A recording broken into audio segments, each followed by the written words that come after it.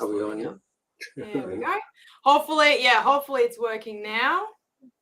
Let's see, comments. If anybody can see and hear us, please let us know in the comment section, and then we can, well, I think we can just start reading. We'll see how it goes. Okay, that sounds like a pretty professional introduction. It's about what we want. It's actually better than what we normally do. It is better, actually.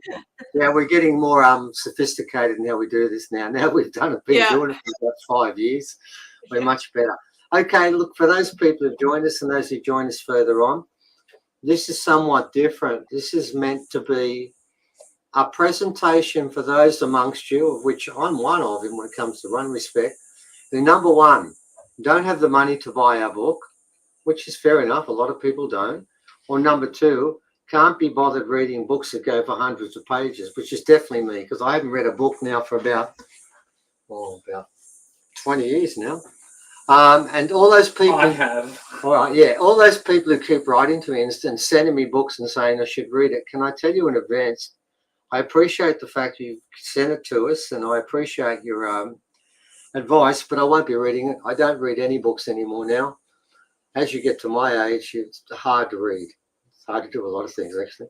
Right, so what we're going to do today is we're going to present to you a little section from transcript number 3 of the book.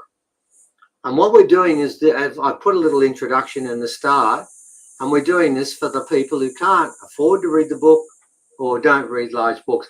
And what we're also doing, as Evan has pointed out, is most of the people when we do this presentation, most people don't even read the thing we write, do they? No, they don't. So what we're doing this time is you don't have to read it. You can just listen, because we're going to read from the transcript, and we're going to read from transcript 3, and we're going to read from about the first 4 pages. So, having said all that, what I'm now going to do is I'm going to read my section. My role will be as Steve, which is who I am. Leah will play the role of Mezreth, because she reads from Mezreth anyway, and there's a couple of comments she makes in this as well, and she makes it all the way through the book. She'll be reading that too. And I'm here to make sure nothing Steve breaks. doesn't create some sort of small industrial fire with my computer. Yes, that's true. And also because of the fact that we have 2 quite attractive members of our group, and one that is not anything near attractive, and that would be me.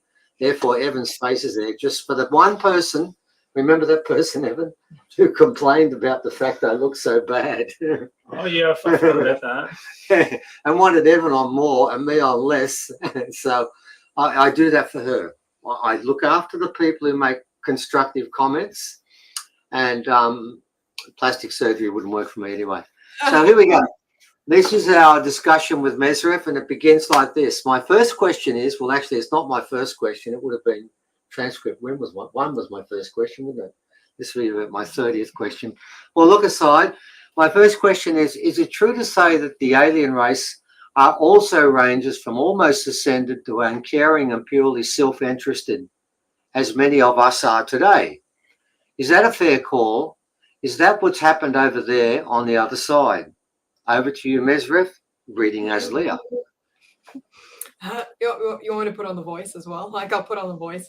No, don't put on the voice. Just do yourself. I was hoping you put on the voice. Well, I can't, because he echoes very loud. I knew there was an echo. Yes, there is.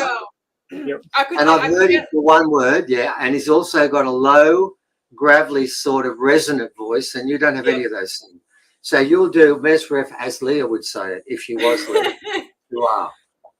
Okay. Right. Oh no, I'm not going to try and emulate. All right. So, not just the species, not just the groups. Let me start that again. Not just the species, not just social groups or movements, but individuals. No 2 minds are the same in the universe. The ascended are the ones who believe they are heavy, while the heavy believe they are ascended. With that, chaos is born, and wherever there is life, there is chaos. Indulge in this gift. Well, obviously we're indulging big time in the gift of chaos. Okay, so wherever it is, life is chaos. And by the way, I'm reading what I said, not what I'm thinking now. Well, that must mean right now on this planet we are so alive. The question that follows, because it is a 2-part question, how can this be? And I did think this anyway. Surely the more knowledgeable, the more technologically advanced and having a big picture view of everything should theoretically make you more aware and compassionate. That so much of the truth is hidden or stolen on this planet makes things even more difficult here. And that loss of vision and mystical purpose on this planet makes a lot of good people turn into not so good people because they don't have a big picture overview. But elsewhere, most aliens have more of these truths there for the taking. Shouldn't that lead to being selfless, less belligerent and peaceful? How is it that some of these less caring off-worlders are so ambivalent and sometimes even violent when they shouldn't be? Is there an explanation for how that could happen? It should be how that could happen. All forms of life see the universe through a single pair of eyes and judge actions based on their personal experience. It doesn't matter how high the growth of perspective somebody has. It is still within their narrow confines of their own perceptions. It doesn't matter how high they are. Even for us, the sky is a limit. It doesn't matter how rich or poor your life experiences were. Management of attitude and responses to situations is vital. You will never truly be 100%. You will never truly 100% absolutely see the universal truth in its full entirety because you will always perceive with some bias. We have seen the whole universe and each of us emphasize different aspects. Our own values become watered down because of an abundance of time. Some of us were infected with apathy. Peaceful, yes, but we stopped wandering and became lost. And if I can just make the point, we've made this before, this is actually a transcript of what we actually said to Mezreth and what he said in return. And I want to make the point that when we first did this, we had a major breakdown with the, the translation? Yeah, and there'll be a couple of words that get missed as we go along. Yeah. Okay, so some of us wandering and became lost and some were infected with apathy. It does sound a lot like you, doesn't it? Okay. So that's what it comes down to. It doesn't matter about your station or position. Everyone sees this story from one set of eyes, which is their own, and their own personal experience becomes part of that vision. Oh yeah, I knew this led up to something. I did see this, by the way. I'll try and read it. It's quite weird. It's a bit like this. A show some time ago on TV, a comedy TV show. I can't remember which one. I actually do remember which one it was. Which one was it? Oh, God, how embarrassing. I'll have to tell people now. It was that stupid show, Hey, Hey, It's Saturday, with Daryl Summers. Oh, God. I completely forgot about that. No. Wasn't there an ostrich or something? Oh, there was. Aussie ostrich. Oh, it's appalling. It's actually quite racist. Anyway, my apologies for watching it, but there was that show, and this is what they had a scene with people fighting each other. In the background, a guy was dressed up in a bear suit. It's true, I remember it. He walked across the stage in the background and no one saw it. I didn't see the bear. Everyone, maybe a dozen people, were jumping all over the place. All the components were there to see, but the bear was lost in the maze. That's actually quite true. It was put on TV and they made a commentary later and said, who saw the bear? And I obviously didn't. So when it comes down to what we see or hear, a truth, with our senses, it's all about how we process the truth. In our case, with everything in a state of flux, it doesn't matter whether you know more, because we're still going to have a problem because there's conflict and chaos everywhere. And that's the test in this. Now, here comes the part I was interested in, because a lot of those questions lead up to one fundamental universal issue. Do all aliens believe in some sort of godlike creator? And then, to be specific, because I'm aware of the fact the aliens who have taken an interest in human affairs are so numerous, is there a commonality in perspective and understanding of how and who created everything? Well, okay, over to you, Mezreth.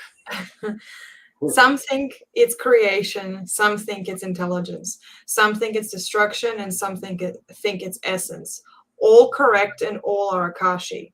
We are all garments of Akashi. Life has always been here.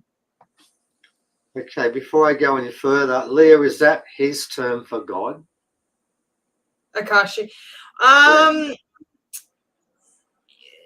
it's the closest thing we have. The closest interpretation of it, I suppose, because it's not like it is not God in how we describe God to be, what we Good. think God is. Akash, Mm. it's Akash is literally everything. It is all. It's the whole thing. It's not just consciousness. It is literally even the unconsciousness. It's matter. It's antimatter. He just calls it Akash. Well, they do anyway. So. Okay. So it's not Charlton Heston playing God, is it? No, not today. No, not Charlotte. Yeah. Charlotte. It won't be a finely chiseled nose and an Anglo-Saxon face and a bit of a beard. So that's not what God looks like as such. Okay. No. All right. No. You're back on in a sec. On Earth, when it comes to creation, we are told that on day one there was a massive Big Bang theory. That theory seems to fit some of the holes, but not all of them. In particular, if there was just nothing, a limitless void of nothing, then how can nothing create everything? Then it goes to Leah, not Mezreth this time, but Leah giving context. Okay. Well, we have to understand. What we have to understand comes through their perspective. Their consensus of what life is a little bit more broader than what we agree life is. If you ask the average person what life is, most will be exclusive. Sorry, let me start that again. If you ask the average person what life is, most will be exclusive to nominating animals and maybe plants, and some may even give more of a spiritual answer. Another person may say it's biological. So therefore, it's this or that. So you have all these different answers. All of them are correct. They are all pieces of a whole, of the whole definition of what life is.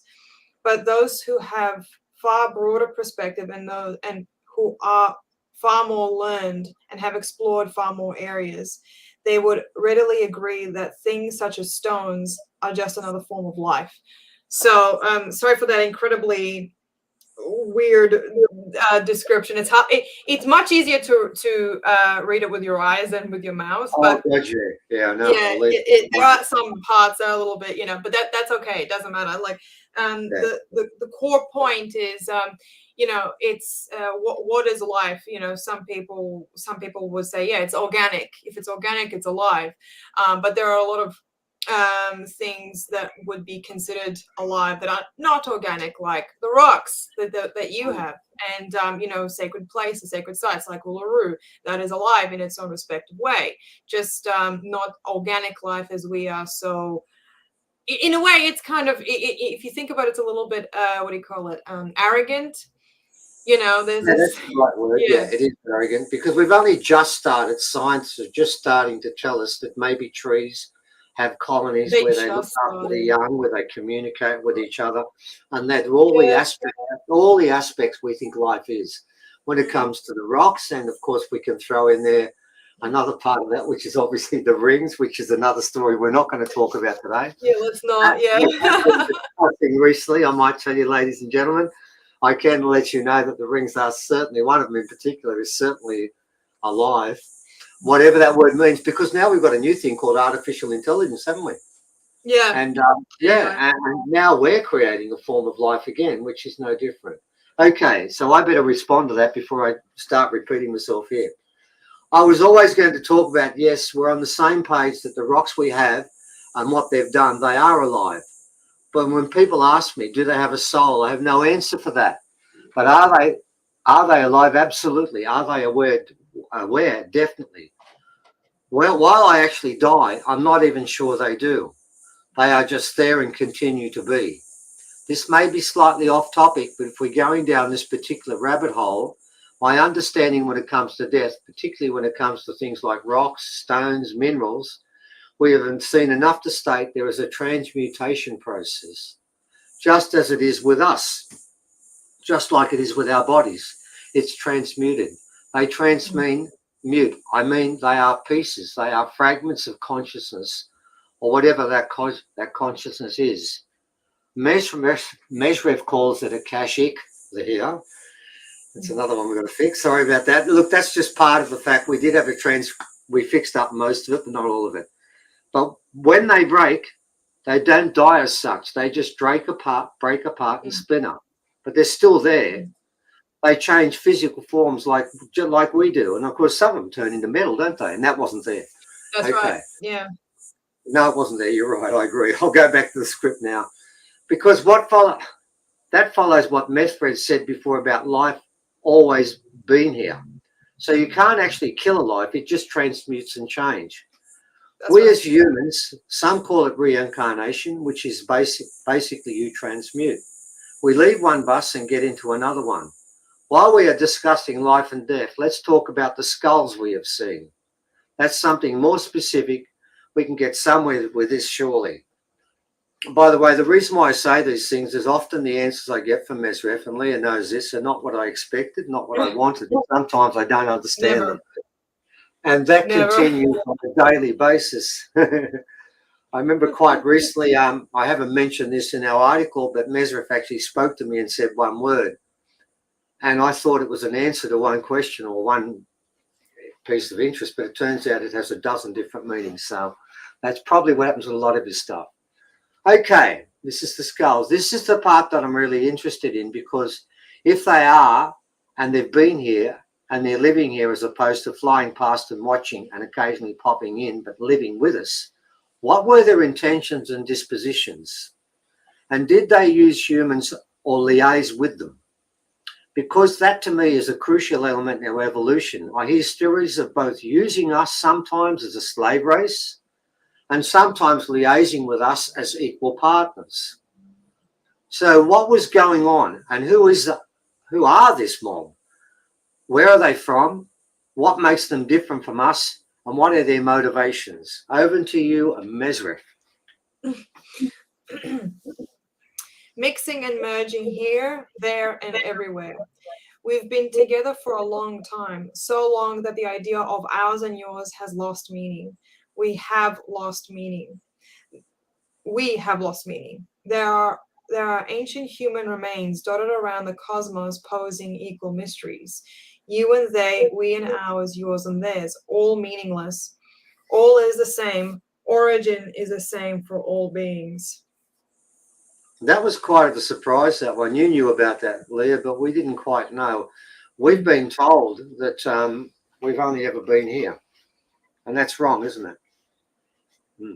Well, we'll get to that later because we don't want to give away too much here. This is a freebie, so we've got to leave something there for people. If they might decide when they hear this, they might decide they want to find out what happens next. Yeah. But if you don't, at least we're sharing some of this. Okay, so we've got mixing and merging. Okay, I'm over to this.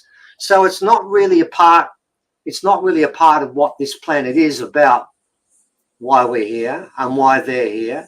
That isn't, hang on, can I read that again? Yeah, go for it. I have no idea what I just read. So it's not really part of what this planet is about, why we're here and why they're here. That is the essential issue. I've got it now. Thank you. This is supposed to be a place where they're trying to merge everything into one, aren't they? All the differences merge into one common goal. And therefore, if you start talking and identifying that I come from here or there, then there's a division, isn't there? Let's dig deeper, even though I'm probably going to get a cryptic response on the next question that stems off this. But primarily, they are here. And when we think about the fact, like I've been trying to say, when you look at the variations in human, it's unbelievably different. There are so many diverse genes in this equation. Clearly, they came from all over the cosmos to live with us. They shared their genes, and that's what's inside us now. So I'm going to talk about the no forehead beings I've seen, and I have the bones of one individual. Where did these bones come from, and what are their intentions? All right. Yeah. They were our siblings, our younger kin. They left their cradle, their home, to travel for the love of curiosity. Then they made friends. On and on they would go. But after ages, friendships broken and alliances took over. Our little siblings got too involved and lost heart after some time. They abandoned their goals and returned home, never wanting to return again and never wanting to leave again. Evan, can you give me back the other page? I can't find it anymore. That's why Evan's here. I couldn't turn the next page. Like I said, I'm a living bookmark. Okay. Right. I don't know what Mezreth, I don't know what Leah said because I was freaking out. I couldn't get on it. Do you want to read again? No, it's good. What you read there, they heard it. That's all that's important. Don't worry about me. I'm dancing in the dark anyway. So these are the younger siblings of Mezreth, and they left the cradle. When they ran around from place to place, they were only doing this for the right reasons. There was no interest in making a political alliance or crusade. They walked away from the politics of that. Now, with a four-headless race, are they still keeping to themselves? This is Leah adding context. Yeah. Yes, they're still alive, but they're not interested in anything at the moment. I mean, not to say that they're not interested, but they're just keeping out of it. A lot of politics out there as well. Don't worry. They're all keeping out of it. So what that means, Leah, is the horrific, insidious politics that blights this planet is not an earthly arrangement, but it comes everywhere. No, actually, and that's something that's an important point to make. Like, there's this assumption that like a lot of this sort of bickering and faction, the bickering of factions essentially is a unique human thing. Now, there are a lot of things that are uniquely attributed to humans. That is true. However, when it comes to the arrangement of our societies, the arrangement of our politics, the arrangement of these factions, actually does stem from a very, very ancient civilization that brought it here. When I say ancient, I'm talking in the million plus years. So they have, yeah. So the whole concept of empires and conquest and all this stuff that we've had to. Sorry, I have a cat screaming behind me. This whole thing of that actually was introduced to us. What the cat was? The cats? No, not the cats. Sorry, This is in the background. Oh, I thought you were talking about the politics was introduced, not the cat. The cat not is the cat, not this one. No, not the cat. Hang on, Okay, well, some of our audience could have got confused about that, couldn't they? They might have thought they brought cats here. Okay, right, we've got a little bit more to go here. And for those people who've read the books and have bought the books, thank you for that. You've probably heard this before, but not our little, not our introduction, particularly not the cat part. That's brand new. That wasn't in the book. So it's an extra there. Okay, while we're going down this path, I wanted to try something fairly pragmatic. I don't know why I tried that. That was a ridiculous idea. It was number 3. You were still naive and fresh. Oh, that's right. Yeah, you didn't realise what was going to happen. That's before I woke up myself. The last question got close, so we'll try again. Wait, yeah, that's right. I know why that came out. We didn't get an answer either. Oh, God. I got to tell you in advance, I thought I'd get an answer about this, and I didn't get one, but that's no surprise. But it was there. Okay, while we're talking about different races of aliens, and really it's funny that in this planet, nearly all of the talk, apart from Pleiadians and Syrians, seems to be fixated on 2 groups. David Icke, thank you, and many others. Most of the people we know talk about this mob all the time. And for a lot of different reasons, which we won't go into right now, I'm not sure that it's completely right. I was wondering if we had a little bit of detail on the prime suspects in this group, which probably would be the reptilians and draconians. And I'm sure you've heard of them, Leah, because we certainly didn't get a response coming up here. What is their take on these 2 groups? What they're on about, and with the current state of play with them. And the consensus is that they are in league with the devil and they are completely evil. But I'm not sure that's right. But let's find out what you've got for me. And the answer was not much. Okay, Leah, you can tell me what Mezreth said specifically about reptilians and draconians, okay? Go. We represent only some of the factions. Your closest neighbors, the Zions, they fear you as you are now. But the needs on why they choose to risk themselves may frighten you in the beginning in essence. Their motivations on befriending you are of survival, but you would gain much from that relationship should you master your fear. All they want is an exchange. So yeah, obviously, you know, and that's kind of like the thing as well, like, which is yeah, I just realized I have context. There's a last paragraph here. Shall I read that as well? No, we have to leave people on alert. Oh, okay. All right. Oh, this is called a literary device here, because Okay. because there was more to come, because that's why there's 3 dots. Now, those people who bought the book, not a problem. They can read on and then look at it and then check out what's going on. But no, go on, Leah, you add your bit, which is not in there either. Otherwise, so the people who've read the book, and I notice some have, add your bit there that isn't in the book, so it made them worthwhile to come. So what were you going to add to it? Well, I was just gonna say, like, he's not. I know it seems a bit sus, the fact that he's like sort of slightly kind of like sneaking around your question a bit, like your main point. I'm used to it by now. But you gotta remember, it's not. So with particularly with Mezreth, or like a lot of the ETs that I've met in general, you got to understand that when they don't answer something exactly the way answer on a topic that you specifically asked for, it is not because they are trying to hide anything. It is not because they are trying to evade anything. It is usually because they don't deem your question on that point to be relevant, so they won't tell you. I thought it would have been better if you left it before that. In other words, it was you got to remember the thoughts, the way their society and the way their social thinking is. Whereas over here, we're kind of plagued with that paranoia. If somebody's not answering your question directly, you have an assumption that they're lying, or they're being dishonest, or they're trying to, manipulate you, try to hide from you, do whatever, right? We're just programmed with that paranoia. And it is not exactly a bad thing, but it is something to be aware of and to overcome. However, with them, particularly with Mezreth, when he does that, now strictly talking about him, when he doesn't answer your question, it's not because he doesn't want you to know something, because it's like getting close to, I don't know, whatever, right? Like he wants to be evasive.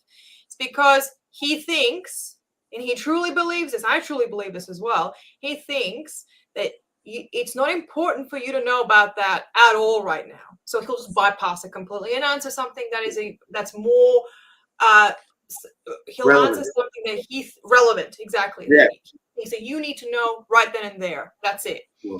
So just to be a bit, and again, like there's a lot of things that humans and ETs have in common with. Sorry, a lot of things in common. But when it comes to socializing and behaviors, that's where the differences are, where they start to really show.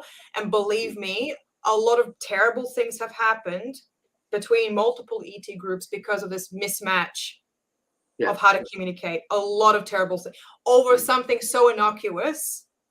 A whole civilizations have fallen because of it. So you got to remember, there's precise. Yeah. You got to remember, in this planet here, we had what was called the 100-Year War between the French and the English, and in the end, neither side knew even why they were fighting anymore. They just kept doing it. And I think, to be fair to Mezreth, his answer starts with this: we represent only some of the factions. Yeah. What I think he was saying there was, well, we don't really represent those factions, so I'm not going to talk about them. Exactly. He tells you at the beginning, doesn't he? He tells you, he's like, look, I'm not here to talk about these other guys because they're not here right now. I'm not involved with them. They're not my problem. They're our problem. Yeah. Okay. Well, ladies and gentlemen, that was done. Look, I'll be honest. I mean, we're a bit flippant at one stage, but I do know a lot of people aren't going to buy the book, and some have. And I noticed that some people, one person there, Tanya, highly recommended this book. Thank you, Tanya. And thank you for that, Tanya. And I'm hoping other people do get this book through recommendations of others, because I want, in the actual little bit that I've written before and after, I made it clear the main reason I put this up is because the hobby did say when the change come that people had to familiarize themselves with old teachings. And what I'm saying to people is, if you want to familiarize yourself with old teachings, that's what Mezreth is talking about. All of his answers are old teachings, ancient teachings that come from the very beginning of everything. And the trick is, some people seem to think because it's old, it's useless. Well, in my case, that might be true. I'm not prepared to say that isn't the case.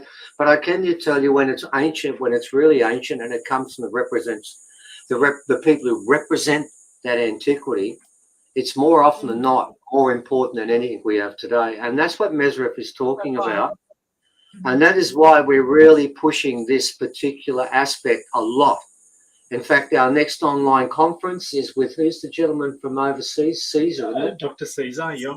And he's got some amazing photographs from Mexico and from Colombia, Peru. Man, he's even worked with NASA, hasn't he? Yeah, so we were going through some of the photos this morning. Oh. There was some stuff in there that I've never seen before. And I've never seen it either. And he's going to be doing an hour and a quarter, whatever it takes. I've got to make the point, English is not his first or second language, is it? But you can understand him. He's a bit Spanish-like, isn't it? Yeah. But it's worth wading through the fact that a couple of the things he says you might not pick up, because I've got to tell you, the information he has is really quite amazing. So what we're both going to be doing, that online conference, which is on the end of next month, and we'll have ads up for it next week, and it will be free.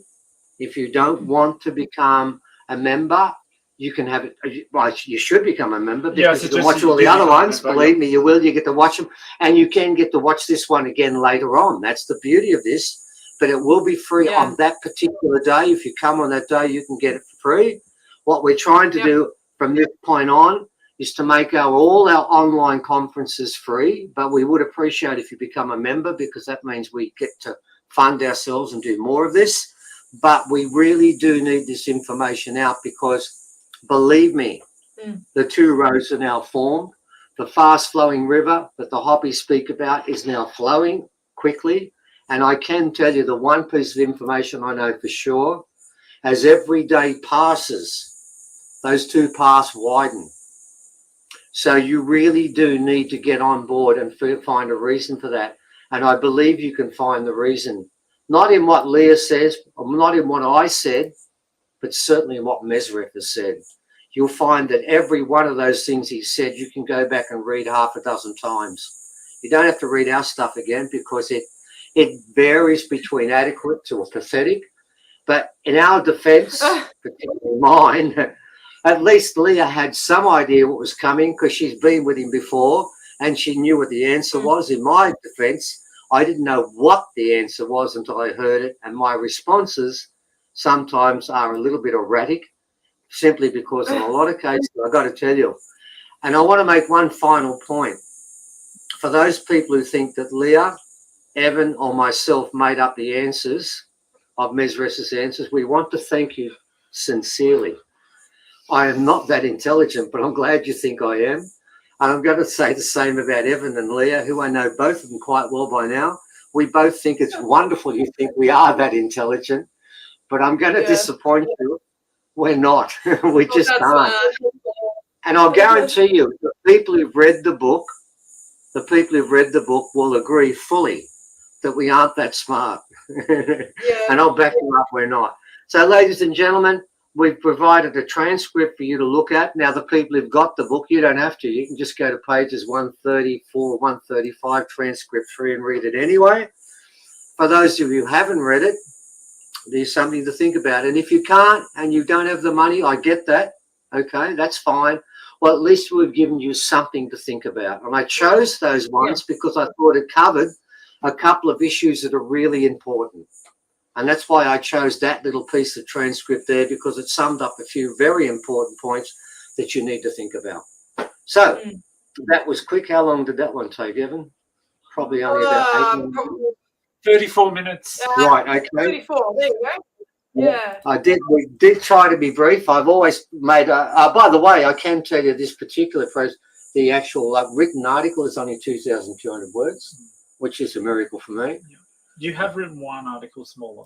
I did, one that was less than 2,000 words. Now I know it should be framed. I should get an award for that. Okay, ladies and gentlemen, I want to thank you. And of course, Leah, thank you for joining us this time around. And until next time, we'll see you then. Okay, thanks a lot. Oh, and Leah's holding up the book, of course. And I think it looks like. we're at a stage now, Leah, where we still have some copies left over to meet new orders, don't we? Oh, We have we have uh-oh. just under 20 copies in stock. Can you not hear me? Okay. Hello? You went a bit strange for a while, but you've got Okay. better now. Yeah. Hang on. Yeah. How about now? Is it better? Yeah, we can hear you now. All right, Yeah, cool. yeah. All right, so awesome. So we have about 20 copies left in stock at the moment. So yeah, go grab your copy, and we'll definitely have we'll definitely send it out to you because finally we got them. You know, we did. finally ranked. And what will happen is when we get down to about 10 that are left over, then we'll make another order because we don't trust our publishers to do anything effectively. They are well known for being pathetic and useless, so therefore we won't leave it until we're out of stock. We'll order before when we've got about 10 left to make sure we don't go through the drama we went last time when some people had to wait for 3 months. Oh man, like I honestly I've not experienced that much stress in quite a while. Like just because like it was so disheartening to see so many people like just messaging, and it's the same people like always asking, so what's the update? I'm like, I don't know. I don't know what to tell you. They like, and I'm sitting there trying to email the customer support people, and I'm still waiting for their response. So it's like, It was fun, and I can tell you, Leah was on their back nearly every day, and the information she got from them was so contradictory. It was so ridiculous. Not even, they refunded all our money and told us they can't do colour photos for anybody. And then anyway, let's not talk about that, Leah. Let's not go down that path again. We'll get you all stressed again. And I notice you're starting to now. Just take a deep breath and we'll move forward from there. Thank you so much for joining us, ladies and gentlemen. And if you can get a copy of this book, believe me, it is worth the time. I've got a link in there if you're overseas for book depository. Yeah. And if you're in Australia, we can mail it out to you. So. Exactly. So that's also another thing. Yeah. International people, please order your books from international distributors like Amazon, Booktopia, what have you. But for domestic, you can definitely we'll send it out via mail. And if I can add one thing to that, I've worked out now our costing. I kept saying to people that you've got to pay extra to get the money rather than through Amazon and other people. No, it's the same. It's the same amount.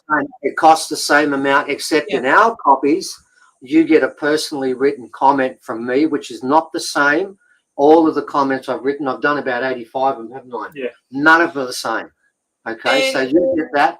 You get that as well for the same price as you would get it through Amazon and wherever else in Australia. Yeah, and that's but I mean, unless you can get like one of your like for international people, if you know somebody in Australia who if you would still like your signed copy of our book, you can always ask one of your Australian friends to send it over to you. Like that's what I've had to do for some items I've had to purchase overseas, so that's still an option. Yeah. And g'day Shane, we're coming down to Sydney soon. I'll let you know about that, but that's another one that's taking place later on this year. Okay, then for now I'll say goodbye, and we'll see you soon. Bye. Ciao.